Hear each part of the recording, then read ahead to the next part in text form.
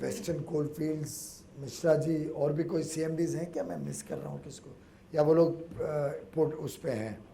All the respective CMDs of different subsidiaries, Mister Prasad जिन्होंने अभी अभी डायरेक्टर मार्केटिंग का जिम्मा संभाला है कोल इंडिया लिमिटेड का,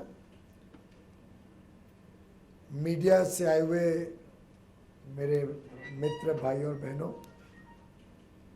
और सम्मान्य कोल क्षेत्र से जुड़े हुए अन्य अन्य संस्थाओं से इस रूम में उपस्थित और वीडियो कॉन्फ्रेंसिंग द्वारा उपस्थित देश के अन्य अन्य राज्यों में सभी सम्मान्य भाई और बहनों, मेरे लिए आज वास्तव में बहुत हर्ष का दिन है, क्योंकि ये कल्पना लगभग 4-6 महीने पहले जब मैं झारखंड और छत्तीसगढ़ के दौरे पे था तब वहाँ के उपभोक्ताओं से मिली थी। तो पहली बात तो स्पष्ट कर दूं, इसकी प्रेरणा मैं नहीं हूँ, वो उपभोक्ता हैं छत्तीसगढ़ और झारखंड के, जो मुझे आके कहने लगे कि कोयला हमारे राज्य से पूरे देश में जाता है, लेकिन हम ही को यहाँ पे इतनी तकलीफ होती है छोटा मोटा कोयले की ज़रूरत को पूरा करने के लिए। तो वास्तव में अगर इसको डेडिकेट करना है तो ये उपभोक्ताओं को डेडिकेट होगा, जिनकी तकलीफ़ों को दूर करने के लिए आज ये छोटा सा प्रयास कोल इंडिया वास्तव में एक पारदर्शिता का ये प्रतीक बनेगा।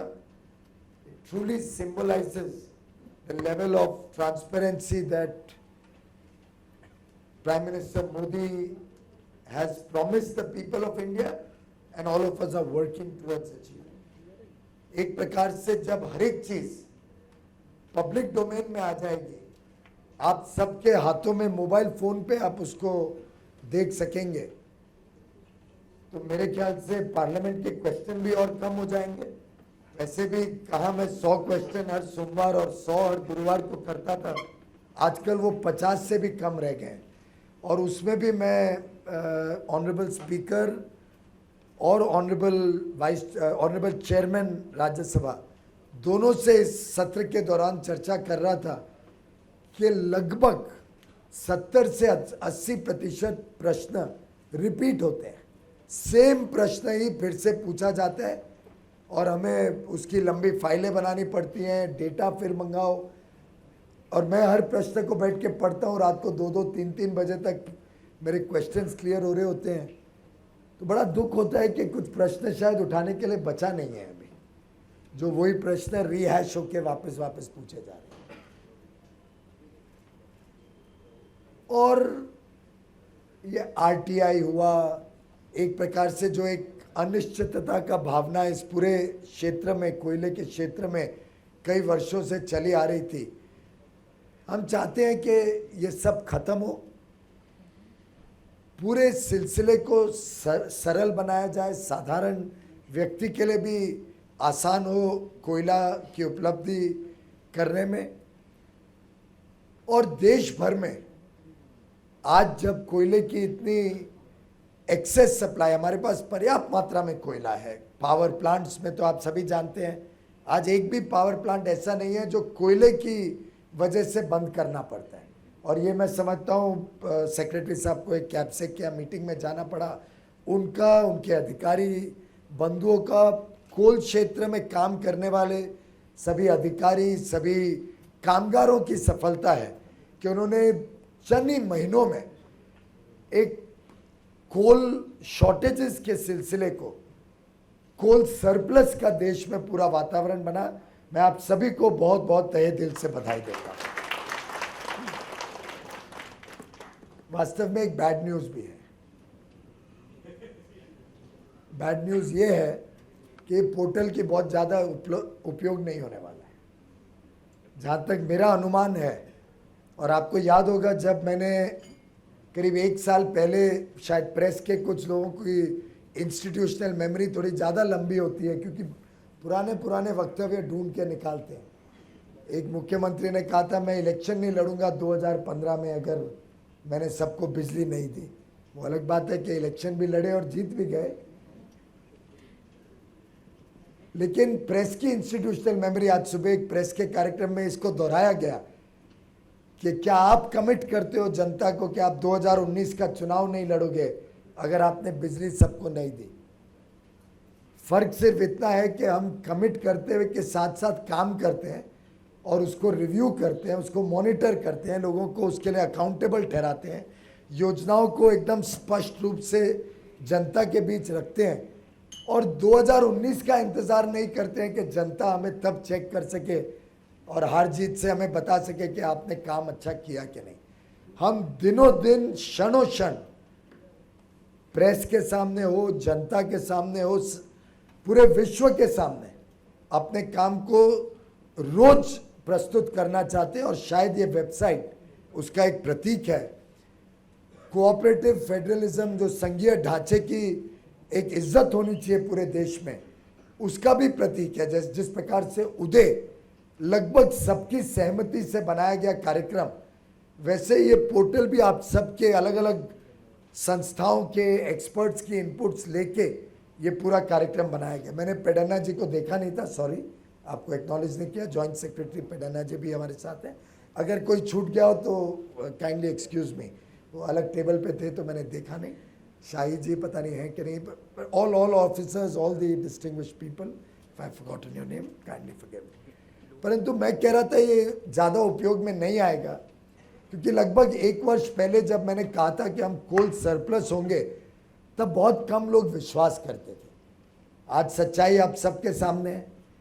ऐसे ही मैंने करीब 1.5 वर्ष पहले एक भविष्यवाणी की थी। अब वो डायरेक्टर मार्केटिंग बदल गए हैं, वो डायरेक्टर मार्केटिंग रिटायर हो गए हैं सक्सेना जी, परंतु एक भली सभा में इसी होटल में, अशोका होटल में, जब लगभग फ्रस्ट्रेशन से कान बाल नोच के मैंने कहा था कि कोल इंडिया को 100 crore tonne, 1 billion tonne production बनाने की आवश्यकता है, तभी इस देश का समाधान होगा।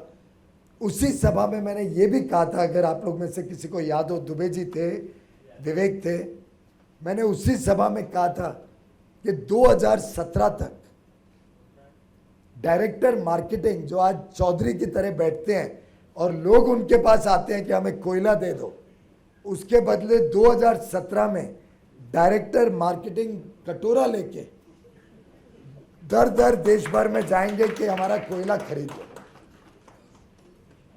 और अब पता नहीं उसके लिए 2017 तक भी इंतजार करना पड़ेगा कि और जल्दी हो जाएगा।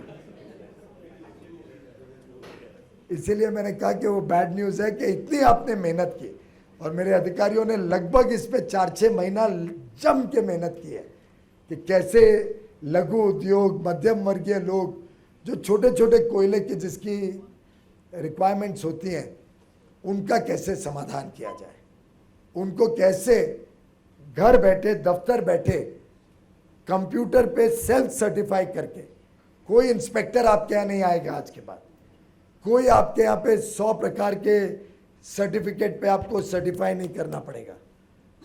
टोटली ऑन सेल्फ सर्टिफिकेशन आप इसमें अप्लाई करेंगे, अपने डॉक्यूमेंट्स अपलोड करेंगे। मोदी सरकार को हमारे देश की जनता पे भरोसा है, पूरा भरोसा है,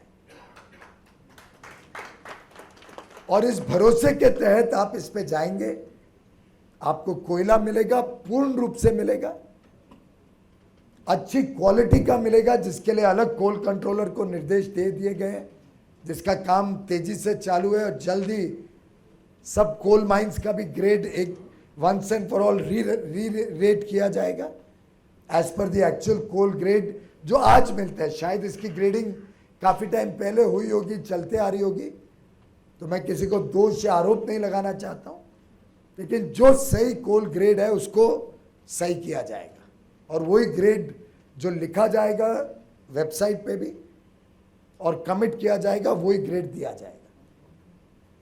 हाँ, एक चेतावनी भी है, अगर कोई झूठा सर्टिफिकेट दे दे, कोई गलत दस्तावेज इसमें प्रस्तुत करे, उसकी रैंडम ऑडिट होगी। हो सकता है हम करने के बदले कोई अच्छे थर्ड पार्टी के थ्रू ऑडिट करा देंगे, उसके लिए इनवाइट करेंगे कोई अच्छे प्रतिष्ठित फर्म्स को कि इसके ऑडिट में हमें मदद करें, टेक्निकल, फाइनेंशियल, अकाउंटिंग फर्म्स को। फिर अगर कोई पाया गया जिसने झूठे दस्तावेज दिए, तो अब प्रेस खड़ी है, तो जो शब्द मेरे मुंह में आ रहे हैं वो मैं नहीं बोल सकता हूं, लेकिन इसको चेतावनी को समझ लें, क्योंकि अगर किसी ने कोई झूठे दस्तावेज दिए, कोई गलत इंफॉर्मेशन के बेसिस पे कोयला लिया, जब तक कि थोड़ा बहुत इसमें अभी भी कंट्रोल रहता है इस कोयले के एलोकेशन में, तो फिर उसको पूरी तरीके से कार्रवाई भी होगी, सख्ती से कार्रवाई होगी। और मैं समझता हूं फिर वैसे व्यक्ति के लिए जितने कानूनी प्रावधान है वो सब लगा के एक्शन लिया जाएगा। और अगर कोई अधिकारी उसमें पाए गए कॉम्प्लिसिट या उनके भी भागीदारी दिखी, तो अधिकारियों के ऊपर। लेकिन हम आपको विश्वास से कहना चाहते हैं कि आप अगर ईमानदारी हमारे साथ बरतें, तो आपको कभी हमारी तरफ से तकलीफ नहीं आएगी। उपभोक्ताओं को हम विश्वास में लेके पूरा कार्यक्रम करना चाहते हैं। आज भी 2-3 बहुत अच्छे सुझाव आए और हम सभी सुझावों को स्वीकृत करते हैं। पंजाब का सुझाव कि भाई एसएसआई मीडियम स्केल ना भी हो, लघु उद्योग ना हो, समझो कि इसने 100 करोड़ क्यों ना खर्चा किया हो, पर रिक्वायरमेंट छोटी हो, तो वो कैसे लेगा कोई? बहुत अच्छा सुझाव है। कौन आया है पंजाब से जिन्होंने दिया है? आपका नाम क्या है भाई साहब? बहुत बहुत धन्यवाद नवनीत जी, आपने बहुत अच्छा सुझाव दिया। हम तुरंत एनसीडीपी को भी अमेंड करेंगे और कोई भी उपभोक्ता जिसकी 4200 टन तक की रिक्वायरमेंट है, सबको इसमें कवर कर लेंगे। तो all big units also with small requirement need not worry about it. साथ ही साथ अगर ये प्रोग्राम सक्सेसफुल हो गया, तो इसको पीरियोडिक रिवीजन करके, और आप जब एनसीडीपी इसके लिए रिवाइज करें, तो साथ में ये भी प्रावधान ले आए कि 4200 टन को भी हम पीरियोडिकली रिव्यू करके बढ़ा सकते हैं, बढ़ा घटा चेंज कर सकते हैं। आजकल मैं भी ब्यूरोक्रेट की तरह सोचने लग गया हूँ कि जब कुछ काम करो तो ऐसा करो कि ऊपर नीचे दाएं बाएं सब कुछ एक साथ ही हो जाए। तो चेंज लिखना बढ़ाने की बात है, कम करने की बात। तो अगर ये सक्सेस हो गया, वैसे भी 4200 ये जरा आंकड़ा ठीक भी नहीं है, बदलने की आवश्यकता है। तो इसको 10,000 हो, 20,000 हो, 25,000 हो, हम बढ़ाते रहेंगे जब तक कि जितने ज़्यादा लोग इसमें कवर होकर लोगों को सुविधा ना मिले। और मैं आपकी पीड़ा, उपभोक्ता जहाँ भी हो, चाहे टीवी पे देख रहे हो, चाहे यहाँ पे आए हो, मैं आपकी पीड़ा इसलिए समझ सकता हूँ क्योंकि मैंने ज़िंदगी में जो पहला काम किया था, और तब मैं 17, साढ़े 17, 18 वर्ष का था, वो एक भट्टा लगाया था रिफ्रैक्टरी ब्रिक्स बनाने का। लगाया नहीं था, पहले तो हमने किराए पे लिया था। मुझे नाम भी अभी तक याद है, पुष्पा रिफ्रैक्टरीज, मेरी एक बुआ के नाम पे बनाया था। उनके सन इन लॉ के साथ मिलके, छोटा था बहुत उम्र में, 12वीं कक्षा में पढ़ता था, और एक पुष्पा रिफ्रैक्टरीज नाम से कंपनी, छोटी पार्टनरशिप बना के एक भाड़े पे हमने रिफ्रैक्टरी प्लांट लिया। बहुत नुकसान किया था, बहुत ज़्यादा घनोर नुकसान किया, क्योंकि कोयला ही नहीं मिलता था, तो भट्टे में चलाते कैसे, ईंट कैसे बनाते। और ये रिफ्रैक्टरी ब्रिक्स स्टील प्लांट में सप्लाई करनी थी। पता नहीं मैंने आप लोग से कभी शेयर किया भी है कि नहीं। यू हर्ड इट सुधीर था? तो कोयला मिलता नहीं था, लॉस होता था, तो हमने दिमाग लगाया कि हम अपना भट्टा लगाते हैं और उसमें फिर कोयला मिलेगा तो प्रॉफिट में लाएंगे। तो उसको सरेंडर कर दिया उस प्लांट को राजपुरा के पास, बाय द वे पंजाब में। चलो, तो आपका पहले सुझाव था और आपका ही मैं किस्सा सुना रहा हूँ। राजपुरा के पहले, अंबाला और राजपुरा के बीच में, मैं अंबाला से आता हूँ वैसे मूल, उसके बीच में माइलस्टोन भी, वो क्या बोलते हैं, माइलस्टोन ही बोलते हैं, 22 माइलस्टोन 22 के आसपास, अंबाला से निकलने के 7 किलोमीटर बाद, और या 10 किलोमीटर बाद, पंजाब में घुसने के 7 किलोमीटर बाद। शायद जाऊंगा तो जमीन भी ढूंढ लूंगा, हो सकता है, अभी इतनी हमारी मेमोरी नहीं है। जमीन ली, शायद पंजाब नेशनल बैंक को एप्लीकेशन भी बनाई, खुद बैठ के टाइप करता था, तब कंप्यूटर भी नहीं होते थे, एप्लीकेशन वगैरह टाइप की लोन के लिए। तो एक दिन ऐसे ही बात करते करते मेरे पार्टनर ने कहा, एक बार कोयले का एलोकेशन हो जाए, कोयले की भी एप्लीकेशन बनाई थी, एक बार कोयले की एप्लीकेशन अलॉटमेंट हो जाए फिर भट्टा चले नहीं चले, रिफ्रैक्टरी बनाए नहीं बनाए, हम तो गंगा पार हो जाएंगे। आई स्टिल रिमेंबर, मैंने मेरे फादर को तब ये बात कही, he summoned me back to Mumbai, we aborted that project and that never saw the light of day. My father was so frustrated when he heard this story. Actually तो ये मैं भूल भी गया था, ये थोड़े टाइम पहले शायद तभी मैंने जिक्र किया, पता नहीं कहाँ से याद आया, तो तब मैंने कभी जिक्र किया होगा। और तब से मेरे मन में ये पीड़ा थी, जब भी ये लास्ट की बात हुई होगी, कि इसके लिए कुछ ना कुछ किया जाए, कुछ ना कुछ करना पड़ेगा, जिससे इसमें पारदर्शिता भी आए, मॉनिटरिंग भी हो, जब तक के ये अभी तक एलोकेट होता है, अलॉट होता है वगैरह। 2017 के बाद तो शायद वैसे भी पोर्टल को इसके भी अंतिम संस्कार करने मुझे बुला लेना है एक बार। लेकिन ट्रूली ये शायद विधाता का एक चमत्कारी खेल है या क्या है, कि कहाँ मुझे, this was 1992 I am talking about, I had no clue in 1992, और ये किस्सा तो मोदी जी को भी नहीं मालूम था। तो वास्तव में ये तो कुछ बड़ा अजीब व गरीब खेल है कि मुझे यही विभाग मिलना था, जिसमें एक सम्मान्य सीनियर सदस्य विपक्षी दल के, जब कोल माइन अलॉटमेंट, ये हमारा ऑक्शन का बिल पास कर रहे थे, तो उसकी प्रतिक्रिया और उसको अपोज करते वक्त कह रहे थे कि गोयल साहब, कोयले की दलाली में बहुत मुंह काला होता है। तो मैं आज उनको कहना चाहूँगा, राज्यसभा में ये मेरे ऊपर कहा गया था, नाम नहीं लूँगा, नाम से आप सब बहुत अच्छी तरह परिचित हैं, इसलिए नाम नहीं लूँगा, मित्र भी हैं हमारे, परंतु ये बताना चाहूँगा कि कोयले के का गलती नहीं है कि कोयले की दलाली में लोगों का मुंह काला हुआ है। गलती शायद उन राजनेताओं की है जिन्होंने बिना पारदर्शिता से कोयले की खदानों का आवंटन किया, शायद उन अफसरों की है जिन्होंने जाने अनजाने में उसकी सहायता की, उस प्रकार के प्रक्रिया की, उन उद्योगपति की भी है जिन्होंने इस प्रकार से इन कोयले की खदानों को कॉर्नर किया, और उसमें चंद नाम तो ऐसे हैं जिनके ना प्लांट थे, ना जमीन थी, ना एलिजिबिलिटी थी, शायद सिर्फ एक चिट्ठी थी जिसके ऊपर उनका नाम लिखा था, उस चिट्ठी की वैल्यू इतनी थी कि कोयले की खदानें मिल जाती थी। तो कोयले की दलाली की कोई गलत नहीं है बात, और कोई दलाल वर्ड भी कोई खराब नहीं है। मुंबई में तो स्टॉक मार्केट में सब दलाल, वहाँ से वर्ड आता है, और मैं भी एक दलाल स्ट्रीट से, और मैं सम्मान करता हूँ, कोई, मैं नहीं मानता हूँ कि देश का हर एक दलाल गलत है, शायद उसका भी एक रोल होता होगा। एक कंज्यूमर प्लेस में कंज्यूमर और सप्लायर को जोड़ने का रोल है। ये ई कॉमर्स जिसकी आज इतनी बड़ी बातें होती हैं, और बिलियंस ऑफ डॉलर, लाखों करोड़ की वैल्यूएशन होती है, what is e commerce? It's a electronic Dalal. You can as well call it ED instead of EC. तो मेरे ख्याल से जो देश में सोच बदलने की आवश्यकता है, उस सोच को बदलने के लिए ये पोर्टल एक बहुत बड़ा मैसेज देता है, पूरे देश को कॉन्फिडेंस देगा कि हमारे ऊपर सरकार विश्वास करती है, हमारे जीवन को सरल करने में सरकार कदम उठा रही है, हमारे उद्योग, हमारे व्यापार के लिए हमें अब काले धन का इस्तेमाल नहीं करना पड़ेगा, ब्लैक में कोल नहीं लेना पड़ेगा, क्योंकि आखिर आज की जो परिस्थिति है उसमें जो कोल लोग खरीदते हैं other than the e auction, वो सब ब्लैक का कोल होता है या चोरी का कोल होता है, या कोई किसी ने कोल ई ऑक्शन से लेके फिर ब्लैक में बेचा हुआ कोल होता है।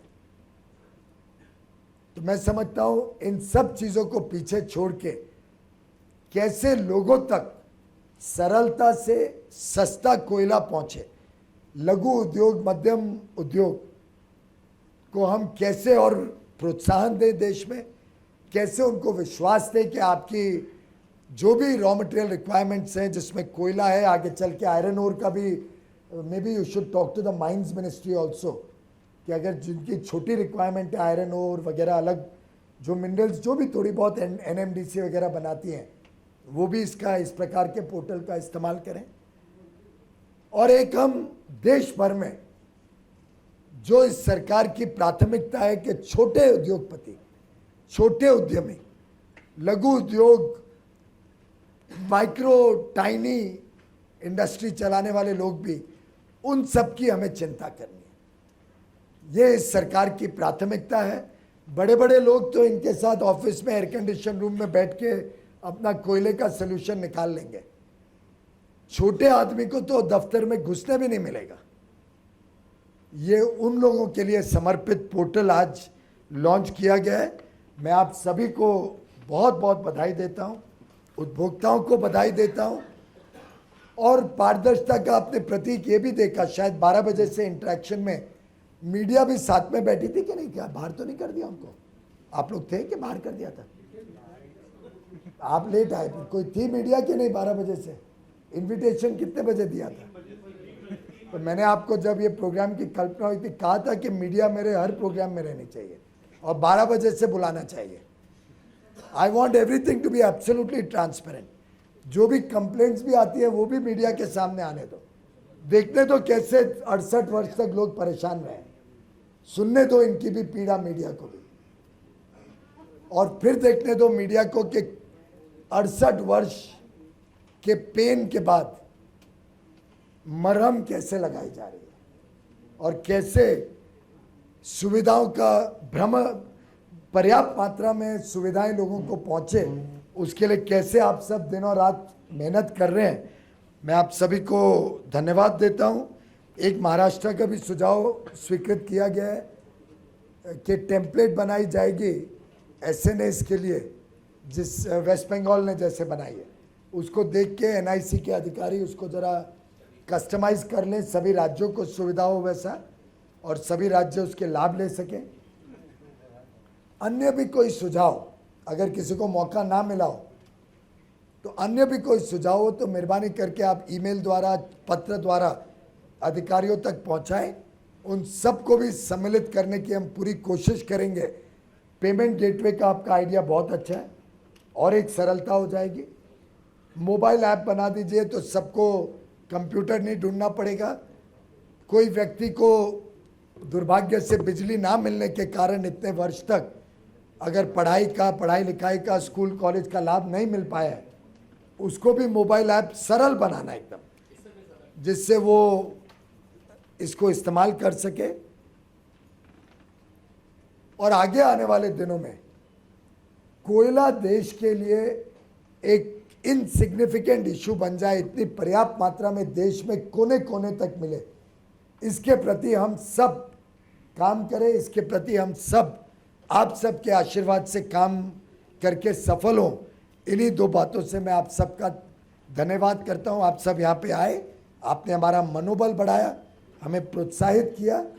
इसी प्रकार से हम समय समय पे मिलते रहें और समय समय पे वार्तालाप से हम थोड़ा और बेनिफिट करें आपके सुझावों से। इस उम्मीद के साथ आपको, माननीय सांसदों को जो खास विशेषतर इस कार्यक्रम के लिए आज रुके हैं मुंबई में, पार्लियामेंट तो खत्म हो गई है, कॉन्स्टिट्यूएंसी का प्रेशर है, उसके बावजूद आप आए, मैं आपका बहुत बहुत तहे दिल से धन्यवाद करता हूँ। बहुत बहुत धन्यवाद। आपको कुछ शक है? नहीं सर, आपने इतनी बड़ी बात बोली तो इसका भरोसे का आधार क्या सर? जनता पे हमारा विश्वास। प्रधानमंत्री मोदी जी भारत की जनता पे विश्वास करते हैं। हमें पूरा विश्वास है कि इस पोर्टल द्वारा लोग जो सेल्फ सर्टिफाई करके अपने दस्तावेज देंगे वो ईमानदारी के दस्तावेज होंगे। हम उनकी ईमानदारी पे विश्वास करेंगे, जरूर ऑडिट करवाएंगे, जरूर उसमें कभी ना कभी चेकिंग भी होती रहेगी अलग अलग इंडिपेंडेंट एजेंसीज द्वारा। लेकिन मुझे पूरा विश्वास है कि जो कोयले के उपभोक्ता हैं वो अपना सही दस्तावेज के हिसाब से सही कोयला लेंगे। और जैसा मैंने आप सबको अभी सूचित किया, अब कोयला इतने बड़े पैमाने पे अवेलेबल है भारत में कि मुंह काला तो तब होगा जब शॉर्टेज होगी।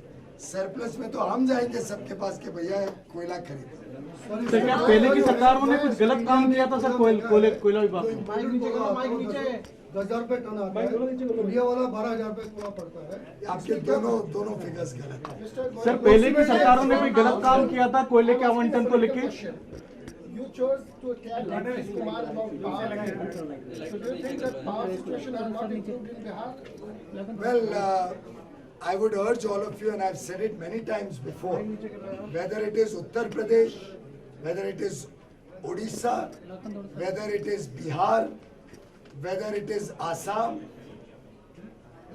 all of these states, please have a look at what was their commitment in the 11th plan and what they did out of it.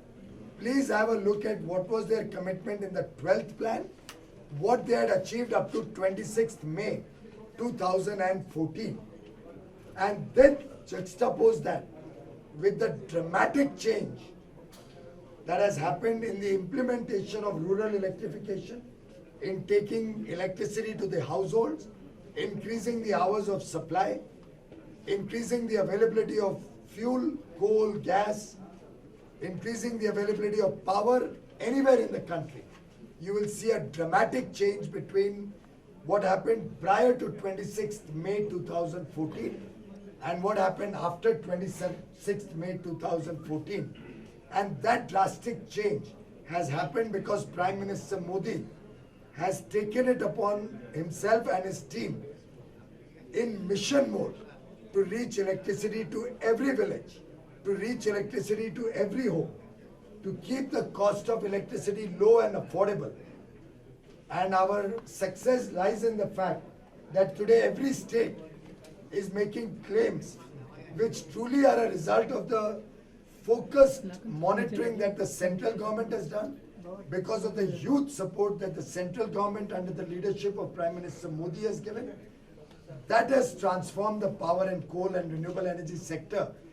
Credit anybody may take. We are not doing this for credit. We are doing this to serve the people of India. You have named all non-BJP ruled states. You have named all new. So how soon can we see the policy on coal coming option to the power sector, coal linkages to the power sector? That is under deliberation. I mention it on many occasions. I am a little slow in my work. And therefore, I like to do a full, complete understanding of the subject and then come out with a policy. We are working jointly between power and coal to make a robust policy that will be most transparent, that will be most fair for all consumers, that will bring in greater degree of affordability for the consumers of India, for the power sector, and that will ensure that everybody has equal opportunity to participate and benefit from it. Sir, it's a great shift of the. Sir, your comment on gas auctions, which has been cancelled? Sure. Give me a minute, there's another question. Shasan. Yes, there was a decision to restrict the coal production at Sasan UMPP to 16 million tons, which was what had been calculated and estimated originally for power generated from Sasan. Usually these things are calculated on the basis of 85% PLF and on certain grade of GCV of coal, based on which the station heat rate is calculated. Based on the data put up before the ministry and confirmed by the Central Electricity Authority, it was found that the 16 million ton mining will be breached in the next 3 or 4 days. There was a case filed in the Honorable High Court of Delhi requesting the court to allow increased mining in the Sasan UMPP by the Sasan UMPP company. The Honorable High Court had ordered that the central government take a decision by 15th March on what is the correct position of the utilization and requirement of coal by the UMPP. Considering the data that was available and the requests of nearly 7 or 8 states, the Delhi Power Utility, the Uttarakhand Power Utility, the Rajasthan Power Utility, the Madhya Pradesh Power Utility, several state governments wrote to the central government stating that if Sasan UMPP shuts down for want of coal, it will reduce the availability of low cost power, particularly since the price of power from that plant is probably amongst the lowest in the country in the coal based sector, 1 rupee 19 paisa or something. There also I was advised that after 80 or 85%, one of the states has written to me that after 80 or 85%, as per the UMPP document, the balance power is only on the energy charge. The fixed cost is also not charged on it. So it will probably be even less than 1 rupee 19 or 20 paisa. Considering the need to have affordable, low-cost power available for the citizens of India, these states had requested us to reconsider the decision based on the request of several procurers of states which are benefiting from this low-cost power and on the report of the CEA under the direction of the Honorable High Court to take a decision in a fair manner. The department has taken a view on the matter and allowed them an additional mining of 1.2 million tons with certain conditionalities, particularly relating to the fact that the coal can only be used by Sasan UMPP, cannot be diverted at all for any other purpose, and full records will be kept of station E-trade, the GCV and the consumption, which will be verified by the requisite authorities. Sir coal में As Bharat regards the gas auction, I think it's a matter of celebration for all of us that this scheme has been a resounding success. Even in our wildest dreams, we had not imagined that we'll be able to revive the gas-based plants with zero subsidy.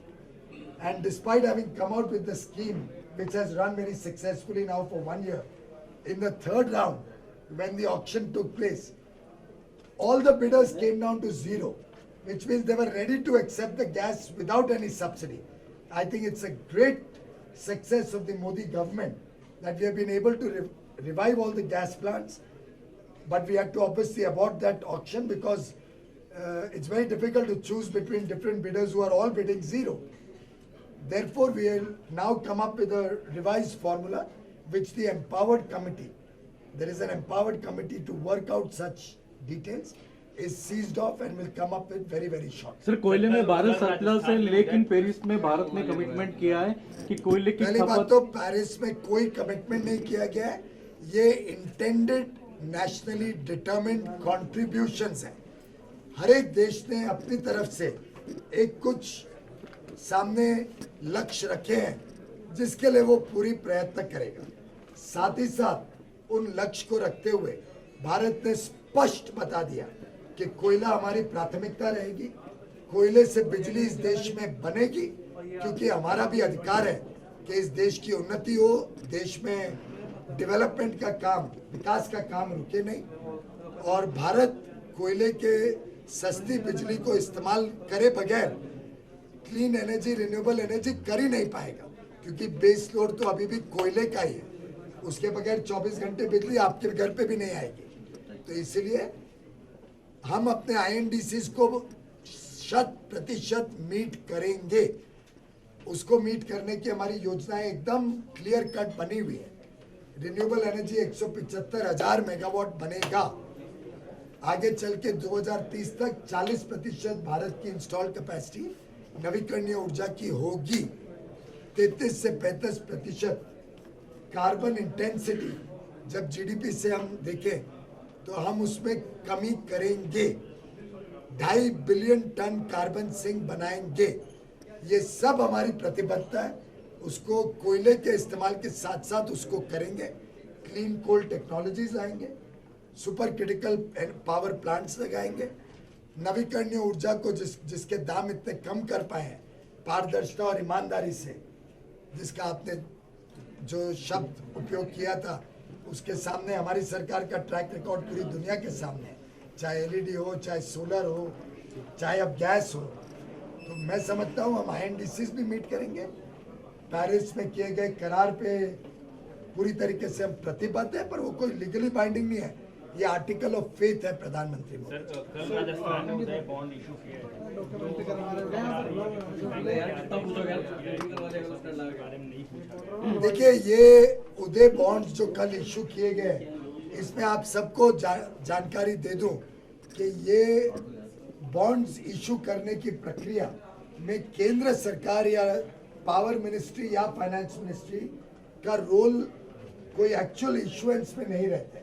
हमने policy बनाई है, उदय policy बनी है, उसके बाद issuance RBI और state government के बीच का मामला है, तो उसमें मैं कोई टिप्पणी नहीं करना चाहूँगा। पर जो जानकारियाँ मैंने निकाली हैं उसके हिसाब से पता चला है कि it was a communication gap. कुछ बैंकों ने देरी की उनकी अप्रूवल करने में। 26 बैंक थे, उसमें 20 बैंकों ने अप्रूव कर दिया था। 3 लीड बैंक्स थे, तीनों लीड बैंक्स ने अप्रूव कर दिया था। बाकी 6 बैंक्स में विलम्ब हो रहा था अप्रूवल का, तो शायद ये जानकारी मिली है, उसमें हमारा कोई रोल नहीं है, केंद्र सरकार का। राज्य सरकार और आरबीआई के बीच तय हुआ कि ऐसे इंडेफिनेटली वेट नहीं किया जा सकता एक बैंक के लिए, और उन्होंने मिल के निर्णय लिया। लेकिन सभी बैंक्स की सहमति तो पहले से थी, किसी की बोर्ड मीटिंग नहीं रही होगी, कुछ उनके लोकल एंड पे कोई प्रॉब्लम नहीं होगी। कुछ रिपोर्ट्स आई कि कुछ बैंकर्स ने क्रिटिसाइज किया। मैं चाहूँगा कि या तो वो बैंकर्स पब्लिकली बोले, हमारे कान में आके बोले, अगर पत्रकारों से बात कर रहे हैं तो पत्रकार हमें बता दे, तब हम उसका समाधान कर सकते हैं। ये अनऑफिशियल सोर्सेज और सूत्र और ये वो आपके लिए हो सकते हैं, उनका मैं समाधान नहीं कर सकता हूँ कि मुझे जानकारी नहीं उनकी प्रॉब्लम क्या है। Thank you sir.